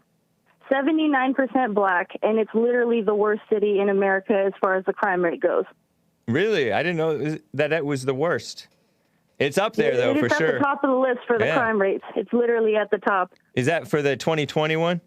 2020, I mean? Yep, these are all 2020. Interesting. Yeah, these are all according to 2020. I mean, and then you mentioned white-collar crimes, which are mostly, and they also consider Jewish people Caucasian as well. Right. Which a lot of times the white-collar crimes are, you know what I mean. They're white win perpetrators, and then Jewish win victims. Funny. Exactly. That's right. That's right. Interesting. And the founding fathers, they knew if they ran a campaign against slavery, by the way, that the people they needed to support them would have never supported them. I know. They had to compromise. They set the pretense, though. I mean, they set the pretense, though, that all men created equal under the law in order to one day bring slavery to an end. Yeah. That was their hope for the future, but they knew they wouldn't get anywhere if they were outright out the door against slavery. You know, what's funny is that slavery is not inherently the mutilations, the beatings, the multiple sellings, the breaking up of families. It's not always that. But meanwhile, abortion is always killing a baby. Always. How do you think we have such an assimilation? A lot of slaves merged with the families and actually started becoming part of the family. And once you're an adult, kind of like a Stockholm syndrome, but still. Once a child is an adult, they don't need their family. So it's like this fake value, this female value of keeping a family together. And, you know, like I always hear of these stories where the matriarch or the mother doesn't let the children leave, or if the children do leave, the mother follows them and wants to visit and all kinds of stuff. It's a female value. This fake. It's sad. Yeah. But I heard that Joe didn't let me tell it, but I heard from Peter Schiff, who is a economics podcast host or radio host or something like that, or was anyways. I think it was Peter Schiff. He said, because he looked into it, that for the most part, and I don't know where he got his sources, but he said for the most part, the slave families were kept together because they worked better when they had their families together. Yep. And that is true, too, because there would be like, it was kind of like Mexicans are now, how there was a bunch of people living in one little part of the land. Yeah. So it's funny, too, because you can see similarities. I mean, aren't we still slaves? We still are slaves. In certain ways, crying about it right now. No, there's evil that's way worse than slavery, and it's expanded today. And Obama was a big part of the push for that. He pushed the LGBT stuff. He pushed abortion. He expanded abortion overseas. Abortion. Yeah. For Joe to say he didn't push abortion is ridiculous. That's the intellectual way they rationalize it into saying something that it's not. And they say it's just like during the 80s. I don't want them punished with a baby. Nice. You found it. Play it again. If they make a mistake, I don't want them punished with a baby. That's Obama talking about his daughters. If they make a mistake, I don't want them punished with a baby. Like a baby is a punishment. Yeah. And you know what? Baby is a punishment. I forgot what I was going to say. Anyway, I appreciate it, Dana. It's good to hear from you. All right, Hake. All right. You have a good one. You as well. Take care. Let me talk to Jesse in California. He says he's seen the first wave of immigrants. I'm trying to get to all of you guys. Appreciate it. Jesse, what's up? Hey, what's going on, Hake? Not much. How about you? I'm doing all's well here. Right on. I want to comment on the slavery thing real quick. The blacks in the South, they fought voluntarily because the North people in the North were committing war crimes against their families and everything. Like, so most of them fought voluntarily. Like, they picked up arms and were protecting their land pretty much. Interesting. You know? Yeah, I would not be surprised. It was not how they portray it. Edgerton. Yeah, this guy H.K. Edgerton, he's a black, what do you call it? He's a black Confederate, and he's still alive today, but he pretty much talks about that, how they had no choice. They had to fight against the North. They were committing war crimes, raping them, killing them. So. Yeah, it's not as if the North loved the blacks. They didn't. Many of them, probably most of them did not. Yeah, so I mean, they're completely different sides of the country. I don't see how they're, they're social justice warriors. When I was attending Pasadena City College, which is it's a community college over there. I took African American history, right? And this guy, he said that, he's kind of seemed like a pro Nation of Islam type of a guy. He hates white people, I think. But he liked us. He was an interesting teacher. I was, 19 years old, 18. And he said that the North, it was like they looked down on the South for associating with blacks. This is because that's how much distaste they had for the blacks, and many of them. It was like hanging around a plate of gross stuff. They didn't. Yeah, so they like the Democrats they were today. Not decent they think people. They're smarter. Yeah. Yeah. And the North they today know better, is pretty much. And the North today is way worse than the South in terms of. I mean, basically the cities are way worse than the rural. For anybody, really. It's just a disgusting place of degeneracy and crime and homelessness out of control and just sickness, liberalism. What a phony thing. Anyway. But yeah, no, I was calling about if you guys see, I was like in Walmart, I think it was like yesterday, man, and I seen like a wave of like Guatemalans and Hondurans. They were in there shopping, and I've never seen them in my life before. And they're like walking around my streets and stuff. Who's this? In like packs. Like there's pretty much illegal aliens coming over here. Wow. From that wave. Yeah, they're like just. Yeah, and these are like all men. They look like those stereotypical. Gangbanger MS-13 guys in the movies. They're dressed like, kind of, these guys look like straight, killers pretty much. And they're like just walking around here. And it's like the thing about them, they have no, they'll commit a crime and just hop over the border the next day. It's not a big deal. So that is crazy. Pretty much. Yeah, but, because in like, I know that they got brought over here. They got let in pretty much because you can't just walk across the border. You have to pay the cartel or they'll pretty much kill you. Uh-huh. And a Mexican person costs like $5,800. Chinese is like $20K. Indians are like $10K. So there's like legitimately no way that you can get across the border without paying the cartel off. So that's a lot of money. Why would they commit well, I mean, that's wild. Yeah, well, what they'll do, if you can't pay, they'll have you work for these fruit vendors that you see on the corners, or the ice cream vendors, or flower guys. Yeah. Until you can pay off your thing, and you stay at a transit house. This is in order to sneak across, not to get through the border checkpoints. Yeah, to sneak across, pretty much. Okay, because I knew people who would go through the border checkpoints and just act like they were here on tourism. When they were coming here to stay. They would pretend not to speak English. This person doesn't even speak English. He's not going to hang around up there. Anyway. Yeah, no, this is completely different. And like, there's and I just won't do anything about it. There's a transit house next door to my dad's. There's like 50 people always coming in and out there. And he called, he's from Mexico. And I got a buddy that's, he kind of like involved with ICE, and he was like, they can't do anything unless they're like selling drugs, pretty much. Like, wow. You can't deport him or anything. That's wild. So it's pretty. What sense does that make? Jeez. So I mean, Americans need to start calling ICE and just saying, "Hey, man," I start turning in everybody. People to let ICE know, like, "Hey, we don't want these people here, man." So right. But wow. But yeah. So you've seen the first wave of so-called migrants under the so-called Biden administration. Yeah, because I live in the country, but I come into town to like work and go get groceries and stuff. And what town, if you don't mind my asking? Oh, Stockton, California. Oh wow, that's up there. Okay. Yeah. That's up near the Bay Area, right? A little bit inland. Yeah, we're about like 45 minutes away from the Bay. We're still Central Valley. Okay. Wow, what a mess, Stockton. Yeah, and then in a housing crash, a bunch of I guess people from Mexico or wherever, investors that aren't citizens, they bought up all the houses over here. Wow. And all like the black neighborhoods and stuff, they're all Mexican now. You're talking about that was 2007, 2008? 2008, yep. Wasn't it 2012? Didn't 2012 Stockton declared bankruptcy?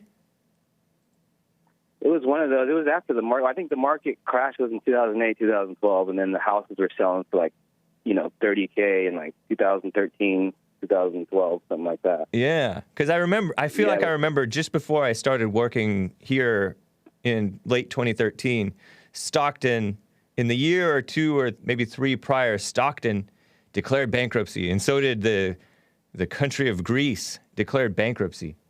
Whoa, what is that? What is that, Joel? Joel's showing a picture of a bunch of purported migrants sitting on the dry, grassy fields. Where is this? And when is this? Do you know? He's looking into it right now. Anyway, Jesse, I interrupted you. Go on. Oh, God, I lost my train of thought. Okay. But, I was going to say,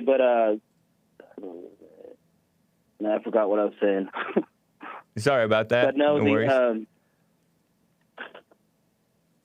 was going to say is that pretty much they won't deport him. I used to sell pot. I used to grow pot or whatever. So I know a few criminals, and I know this one dude.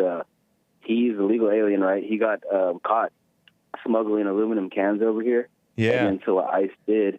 Smuggling cans? Yeah, aluminum cans into California. From Mexico? And, from Mexico. In order to recycle and get money? Yeah. That is such a racket. That's funny. Yeah, so the ICE was like, okay, we'll deport you, or we'll give you citizenship and you work for us now. And so now he pretty much snitches on people and does whatever. And they gave him citizenship, helped him get a contractor license. And this guy was like a legit criminal. Yeah. So he was a rat. So yeah. Kind of like Al Sharpton. I heard that Al Sharpton was a Fed rat. Kind of like what they said that Enrique Tarrio is. That's what I'm saying. I think they got to that guy like that, and they're just using him. Let's get some people to do something. The feds, people who say the police are corrupt, I think there's some truth to it. So that picture that Joel Friday here showed were Honduran migrants, meaning from Honduras, which is south of Mexico, part of a caravan heading up to the United States. They were remaining in Vado Hondo, Guatemala. I guess from Honduras, they have to cross into Guatemala, which is, I guess, just south of Mexico, in mid-January 2021, just a month ago. Wow, Jesse, that's terrible. Yeah. No, honestly, if the cartels weren't getting paid, there's no way that migrant chain would be able to pass through. They would kill them. So they're getting paid off by globalists, or somebody's paying them a lot of money to let them pass. Man, there's no way they would let them pass through the country. So there's a bigger players involved here. Interesting. Yeah. Yeah, they're basically running Mexico. Is that true? Seems like. Yeah. Whole sections of it. Yeah. Yeah. Man. Last time I was down there, we got pulled out of our car and had guns at us, asking where we're going. Pretty much they knew my grandpa, so there wasn't too big of a deal. But if you don't know anybody where you're going, they'll do whatever to you. Wow. Yeah.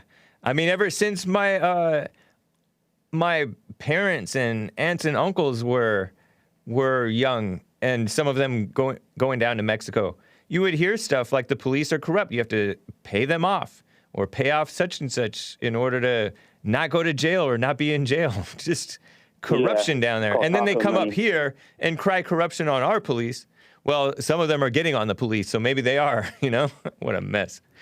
Anyway, Jesse, I appreciate it. Good to hear from you. Thanks for the update. You too. All right. Yeah.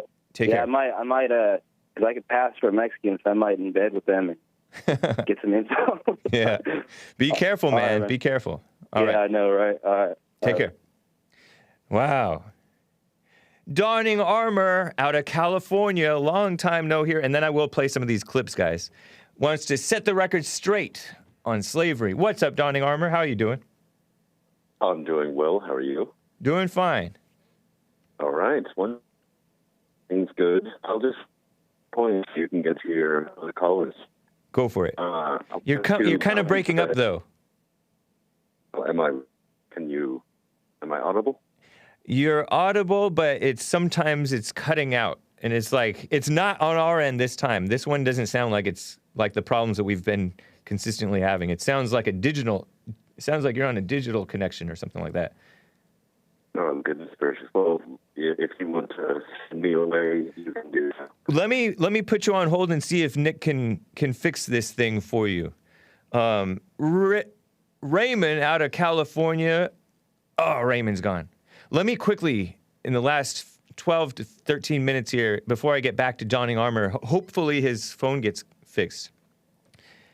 Stevie Wonder, going back to Africa. This is clip 12, Joel. Donning Armour, maybe he's going to call back, but it's too bad. He will call right back. I got this from Punch Newspapers on Twitter. Stevie Wonder, I reported in Hake News, he said that he's going to go back to Ghana. Or not go back to Ghana, because I think he was born here in America. He's a black American. Before I get back to Donning Armour, I think he's set. Here's Stevie Wonder. I have a clip of him, just a brief clip, talking to Oprah, being all drama about how bad it is here. And he's sounds like he's implying that blacks have it hard and are mistreated and not respected in America. And he's acting like he's going to live forever, but he doesn't look like he is. Listen to this and watch. I promise you, if you do the right thing, I'll give you this song. I'll give it to you. You can have it. Because I want to see this nation smile again.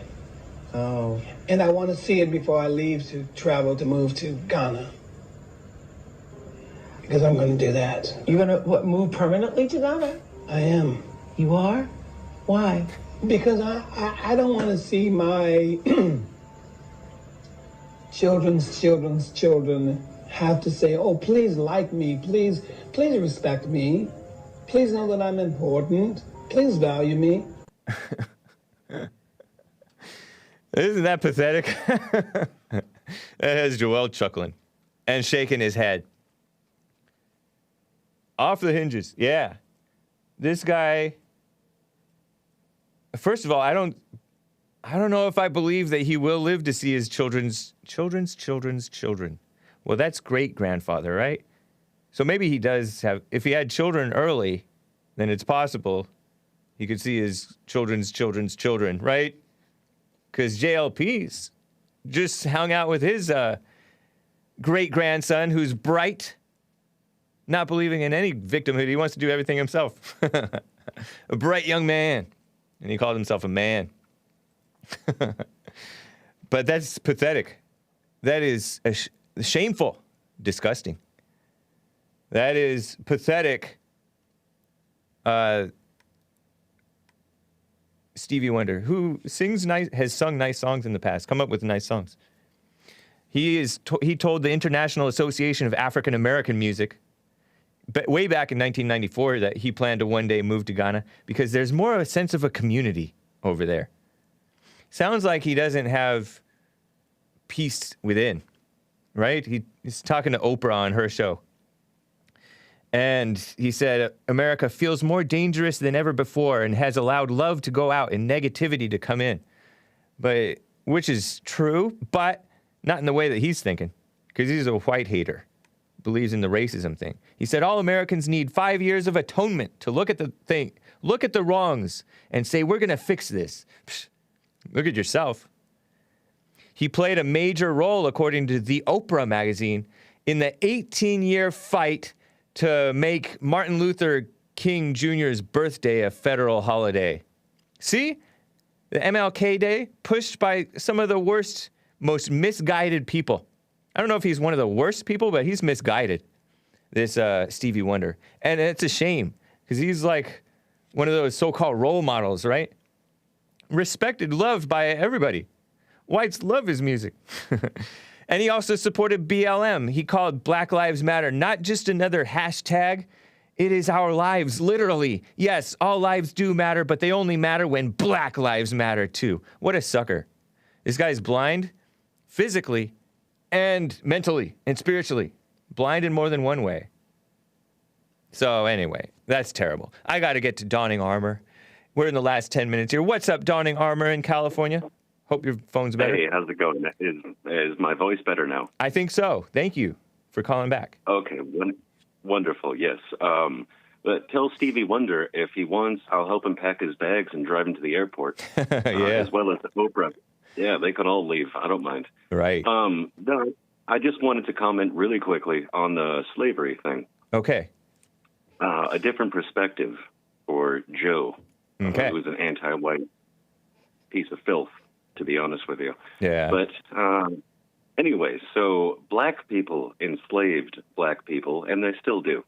And they sold them to the Arabs and to the Jews, who in turn sold them, at least 450,000 of them, something to that effect, to the United States during the transatlantic slave trade.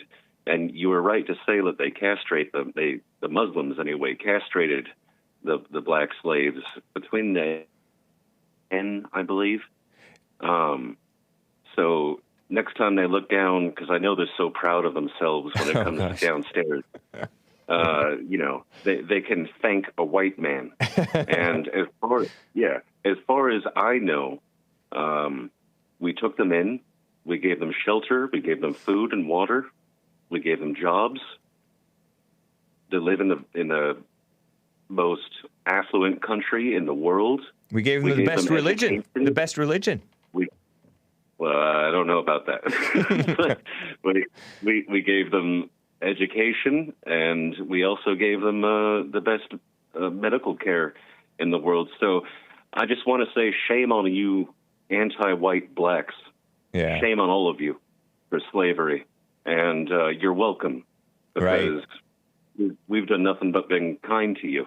So shame on you, and next time you see a white person, thank them. Shake their hand. Interesting, man. That's all I wanted to say. I appreciate that alternative viewpoint and alternative facts. It helps bring together the whole picture, because there were good and evil people all throughout history, and they want to pretend. It's reality. Yep. Less than 5%, fewer than 5%, excuse me, of white people own slaves. So next time you look at a white person, you try to blame them for something they didn't do. Shame on you. You did it. Yep. Your ancestors took the slaves, not us. Yeah. They have this notion that white people went down to Africa with like a net and just like threw it over a black person and scooped him up and said, "Hey, I got one." Every now and then, work that way. Every now and then I go on Black Twitter, and I saw this one story where the white kings or white people in the Europe, right, threatened the black kings, you better give us more slaves, you better sell us more slaves. So I'm sure that some of that stuff did happen. Who cares? They were the ones for sale. They were the ones for sale. You tempt them a little bit, they want more. That's how human nature is. Thing I almost forgot it. White people ended slavery. Right. You're welcome again, you evil anti-white pieces of filth. Shame on them. Shame on Joe Kenyon, Earl, Mays, all of the rest. You know, shame on you for slavery. Yeah. I'm tired of apologizing because of my skin color. I'm not apologizing anymore. Yeah. You know, some of these facts may change somebody who's already on his way to changing, but people are not open-hearted, if you will. They're not open to truth. That's why I think that... Joe Kenyon... I'm sorry, go for it. Well, that's why I think that Jesse Lee Peterson, Donald Trump, people who are just real, genuine, gracious, truth-telling people is more awakening than mere just pounding people with facts, because you have patience with them. Then it makes them pause and see, oh, there's another way of being. I don't know, brother. It doesn't seem like patience is working. It seems like it's getting worse for my people and our people. I'm not saying the weak. I'm not saying the weak kind of patience. There's a strong kind of patience and a weak kind, for sure. Yeah, well, I don't do the Christian thing, but I still love you, man. You're still my people. Nice. I appreciate it, Donning Armour. Good call. Yeah, I'll let you go. All right, take care. Right on. Let me get to Ramon. He's back out of San Jose, California, wants to comment on the Constitution. What's up, Ramon? What's up, James? Hey, good to hear from you. Yeah, I'm just calling to comment on the other guy that was saying to make a new Constitution or a new. Yeah, from Mesa, Nathan, I believe, from Mesa, Arizona, the red-haired landscaper who lives $50 to $50 and wants to start self-determined a country because the international community respects that.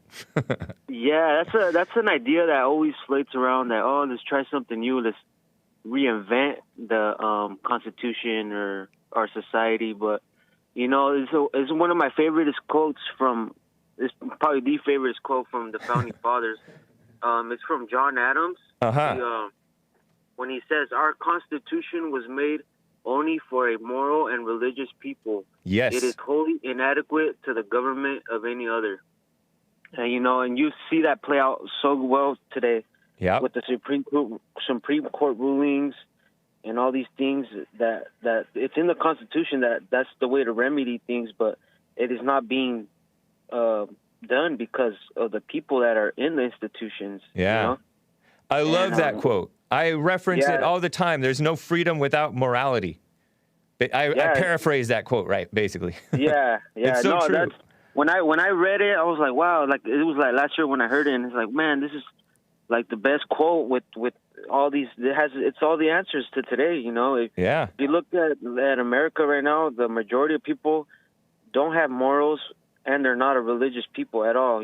Or if they are, they're in the wrong religion. True. And and they always want to blame the Constitution or the way the rulings. But if you act on the Constitution the way it was written, it would, all these things wouldn't be as big of a problem. Yeah. Because especially with the election, they were trying to do all the right things. Go to the courts. Go to through the legislations. Yep. It was the people not strong enough to stand up. Yes. And to hold the people accountable to the Constitution standards that we are in this place that we're, like Obamacare. All these things are out of the Constitution, but they're being slid in because of the people that are not, the people aren't standing up. Yeah, all this stuff, totally unconstitutional, but we let it slide because he's black. And liberal. So that's what I'm saying. Yeah. So instead of trying to make a new Constitution, we just got to enforce the ones that are on the books. Yeah. And come back to that. And the main thing is nothing external is going to happen to fulfill the Constitution. It's within each person, because morals is trust, having trust, like you trust a moral person. So yes. If there's no morals, there's no trust in America. And that's probably one of the basic foundations, because like you're in trust that these people, the poll watchers, are doing the right thing.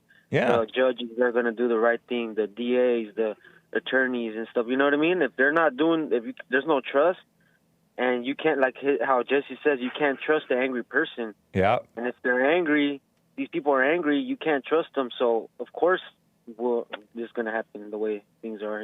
Yeah. Like I compare it. I went to Azusa Pacific University, a so-called Christian school, right? Nominally Christian. It's very questionable. Yeah. And then I went to, before that though, I went to Pasadena City College.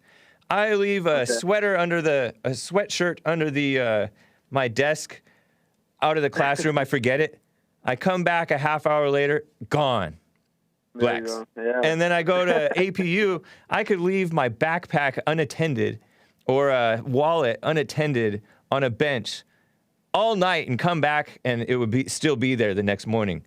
Christian, Morals, even if as dumb and liberal as they were, mostly white.